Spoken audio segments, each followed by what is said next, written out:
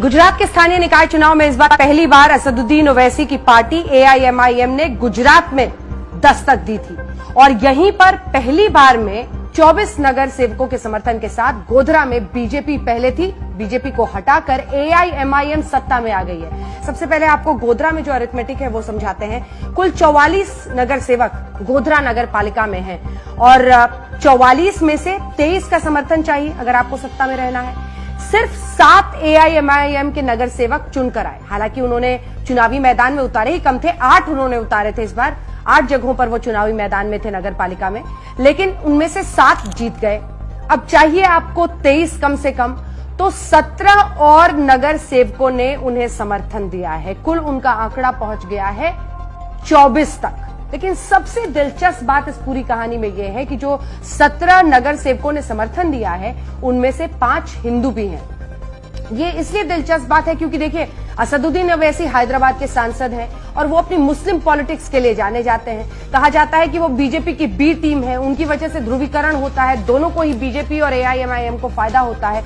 लेकिन इस बार जो नगर सेवक उन्हें समर्थन दे रहे हैं उनमें से 5 हिंदू नगर सेवक हैं। तो इससे आप अंदाजा लगा सकते हैं कि उनको न सिर्फ मुस्लिमों का बल्कि कुछ हद तक, चूंकि उन्होंने कई जगहों पर मुस्लिम दलित कॉम्बिनेशन को भी ट्राई किया है, यहां पर भी 5 हिंदू नगर सेवक हैं जो उन्हें समर्थन दे रहे हैं गोधरा में। लेकिन दिलचस्प ये भी आप देखिए कि नगर निगम के चुनाव में अहमदाबाद में पहली बार पैर रखना और वहां पर भी उनके 7 पार्षद चुनकर आए हैं। तो गुजरात की राजनीति में ये जो धीरे धीरे पतंग उड़ाने की कोशिश कर रहे हैं, चुनावी चिन्ह भी असदुद्दीन ओवैसी का पतंग ही है, तो ये जो पतंग उड़ाने के लिए वो अहमदाबाद पहुंचे, गुजरात पहुंचे हैं, उसमें गोधरा को एक बड़ी कामयाबी के तौर पर देखा जा रहा है। क्योंकि देखिए, गोधरा और गोधरा कांड के बाद जो एक लंबा इतिहास विवाद का गुजरात में रहा, वहां से लेकर आज, और बीजेपी वहां पर सत्ता में थी पहले नगर पालिका में, लेकिन उनको हटाकर अपने लिए वहां पर जगह बना पाना एक ऐसा संकेत है जिसमें कम से कम जमीनी स्तर पर, जो ग्राउंड लेवल जो आप कहते हैं स्थानीय निकाय चुनाव होते हैं,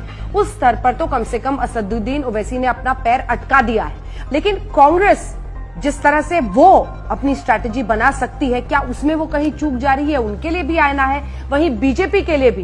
क्योंकि अभी तक देखिए, कांग्रेस हमेशा कहती थी बी टीम है असदुद्दीन ओवैसी, लेकिन असदुद्दीन ओवैसी ने बीजेपी को ही गोधरा से हटाकर नगर पालिका पर कब्जा किया है। तो गुजरात में ये आने वाले दिनों में क्या राजनीतिक बदलाव के संकेत हैं?